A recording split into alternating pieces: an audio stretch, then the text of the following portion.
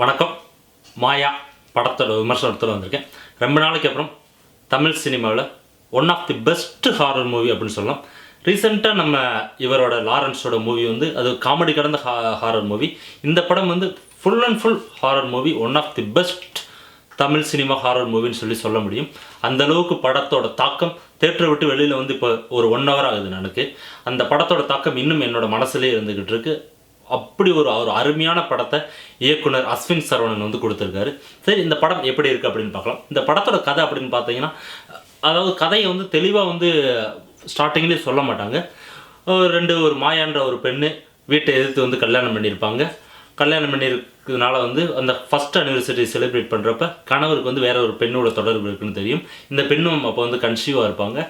இதனால் கணவர்னா ஜூஸில் மருந்தை போட்டு இறந்துருவார். ஒருத்தர் இந்த பெண் கையில் அணிஞ்சிருக்க அந்த மோதிரத்துக்காக வேண்டி ஒரு மனநலம் பாதிக்கப்பட்ட ஒரு மாயவரம் அப்படின்ற ஒரு பிளேஸில் அந்த ஒரு ஹாஸ்பிட்டலில் விட்டுருவாங்க. அது ஹாஸ்பிட்டல்னு சொல்ல முடியாது. அங்கே இது மாதிரி மனநலம் பாதித்தவங்களாம் வச்சுட்டு அவங்கள்ட்ட எல்லா மருந்தையும் பாடியில் விலங்குகள் போட்டு டெஸ்ட் பண்ணுற மருந்து எல்லாமே இந்த மாதிரி மனநலம் பாதித்தவங்கள்ட்ட டெஸ்ட் பண்ணி இது பண்ணுவாங்க. இந்த பெண் அந்த ஆசிரமத்தில் என்ன மாதிரி ஆக்கப்படுறா, இதனால் இந்த பெண் என்ன மாதிரி வர்றா அப்படின்றத இதை டைரெக்டாக காமிச்சிருக்க மாட்டாங்க. ஒரு கதையில் ஒரு மேலோட்டமாக காமிச்சிருப்பாங்க. இதில் நயன்தாரா எப்படி ரோல் ப்ளே பண்ணுறாங்க, ஹரி எப்படி ரோல் ப்ளே பண்ணுறாரு, எல்லாத்தையுமே சேர்ந்த ஒரு கலவை தான் இந்த மாயா படத்தோட கதை. ஃபஸ்ட்டு இயக்குனர் அஸ்வின் சரவணன் அவருக்கு ஒரு பெரிய ஒரு சல்யூட்டை போட்டே ஆகணும். ஒரு புதுமுக இயக்குனராக இருந்தாலும் அவர் இந்த படத்துக்காண்டி எவ்வளோ கிரவுண்ட் ஒர்க் பண்ணியிருக்காருன்னு சொல்லிட்டு படத்தை நீங்கள் போய் தேட்டரில் போய் பார்த்தீங்கன்னா கன்ஃபார்மாக உங்களுக்கு தெரியும். ஒவ்வொரு சீனும் பயங்கரமாக ஒர்க் பண்ணியிருக்காங்க அந்த என்டையர் டீமேவும். சாதாரணமாக இந்த இடத்துல நீங்கள் பயப்படுவீங்க அப்படின்னு உங்களுக்கு தெரியும். ஆனால் அது எப்படி அவர் பயப்பட வைக்கிறாரு, எந்த மாதிரி திகிலை உள்ளே கொண்டு வர்றாரு அப்படின்றத ரொம்ப ஒர்க் அவுட் பண்ணியிருக்காங்க. அது நம்ம அந்த ஒவ்வொரு இடத்துலையும் நம்ம மனசு அப்படியே பதறப்ப ரியலாக அப்படியே நான் ஒரு 4-5 இடத்துல ரொம்ப பயந்துட்டேன். அந்த மாதிரி படத்தை ஒரு இன்ச் பை இன்ச்சாக செதுக்கி எடுத்திருக்காரு அப்படின்னு சொல்ல முடியும். 1 மணி நேரம் 41 நிமிடம் நீங்கள் சீட்டில் முனியில் உட்காந்து பார்க்குற அளவுக்கு படத்தை நல்லா தெளிவாக நகர்த்தி கொண்டு போயிருக்காரு இயக்குனர் அஸ்வின் சரவணன். இவருக்கு கண்டிப்பாக ஒரு மிகப்பெரிய எதிர்காலம் இருக்குது அப்படின்றது இந்த படத்தின் மூலிமா தெள்ள தெளிவாக தெரியுது. நயன்தாரா இந்த படம் இவங்களை தவிர மற்ற யாரும் நடிச்சிருந்தாங்கன்னா இவ்வளவு தெளிவாக நடிச்சிருக்க முடியுமா அப்படின்னு சொல்லி எனக்கு தெரியலை. அப்படியே அந்த கேரக்டராகவே அப்படியே வாழ்ந்துருப்பாங்க. அதுவும் லாஸ்ட்டாக அந்த ஒரு குழந்தைகிட்ட அப்படியே ஒரு கிஸ் பண்ணிவிட்டு கிளைமேக்ஸில் தேட்டருக்குள்ளே போக வேண்டியது இருக்கும். அந்த குழந்தைய முத்தம் கொடுக்குறப்ப அந்த நயன்தாரா கண்ணில் இருக்குது அப்படியே தண்ணீர் அப்படியே சுட்டு அவ்வளவும் அந்த ஃபேஸோட அவங்களோட அந்த இது இருக்குதும். அப்புறம் கடைசியில் ஒரு இடத்துல படுத்திருப்பாங்க. நீங்கள் அது தேட்டரில் போய் பார்த்தீங்கன்னா தெரியும். அப்போ அவங்களோட அந்த நடிப்பு சும்மா சொல்லி மாள முடியாது. அந்தளவுக்கு ரொம்ப அருமையாக நடிச்சிருப்பாங்க. இந்த கேரக்டரில் நயன்தாரா 100% பெர்ஃபெக்டாக எந்த இடத்துலையுமே ஒரு சின்ன ஒரு தவறு கூட இல்லாமல் நடிச்சிட்டு போயிருக்காங்கன்னு சொல்ல முடியும். ஹரி இந்த படத்தில் ஒரு மெயினான ரோல் பண்ணியிருக்காரு. நெடுஞ்சாலை அந்த படத்தில் அவர் நடித்து ஒரு மிகப்பெரிய ஒரு நடிகராக வர வேண்டியவர். அவரோட காலத்தின் சூழ்நிலையாக என்னன்னு தெரியல, அவருக்கு ஒரு பெரிய ரோலே கிடைக்க மாட்டேங்குது. இந்த படம் கண்டிப்பாக அவருக்கு ஒரு நல்ல ஒரு பாதையை உண்டு பண்ணி கொடுக்கும் அப்படின்றது எந்த எல்லளவும் சந்தேகம் கிடையாது. அவருக்கு கொடுத்த கேரக்டர் பெரிய அவருக்கு ரோல் கிடையாது.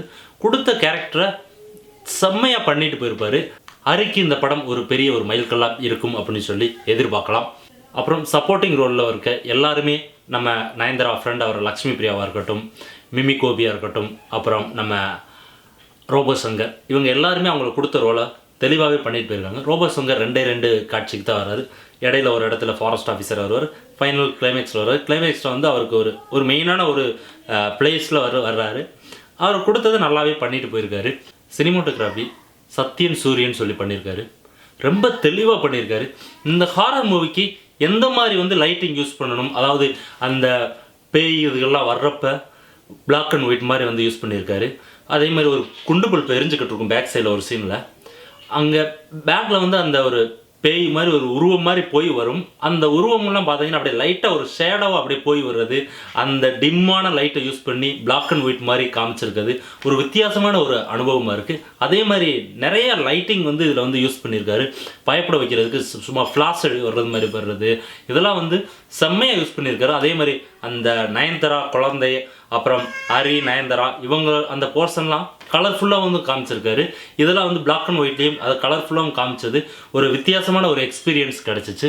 எடிட்டர் டிஎஸ் சுரேஷ்னு பண்ணியிருக்காரு, நல்லா எடிட் பண்ணியிருக்காரு. இந்த படம் பார்த்தீங்கன்னா 1 மணி நேரம் 41 நிமிடம் ஓடக்கூடிய படம் தான்.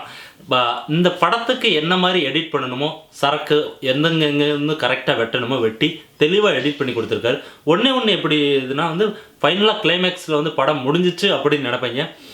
அங்கே டேரக்டர் வந்து படம் முடியலை, ஃபைனலாக வந்து ஐஸ்கிரீம் சாப்பிட்டு போங்கன்னு சொல்லிட்டு அங்கே ஒரு இடத்துல ஒரு ஹாரர் இதை வச்சு அனுப்பிச்சி விடுவார்.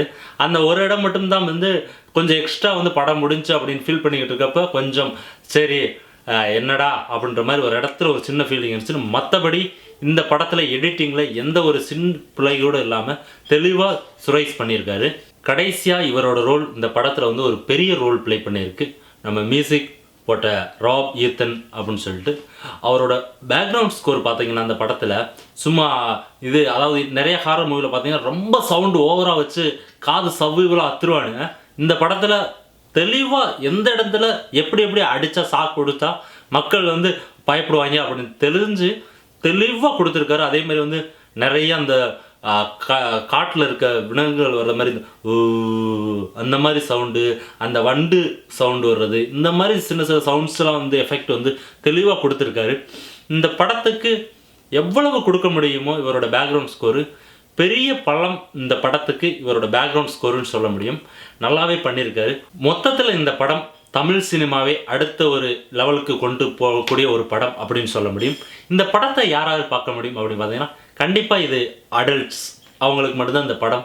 குழந்தைகளை தயவு செய்து இந்த படத்துக்கு கூப்பிட்டு போயிடுவாங்க, ரொம்ப பயப்படுவாங்க. அதே மாதிரி இந்த ஹார்ட் பேஷண்ட் இவங்கெல்லாம் வந்து போக வேணாம்.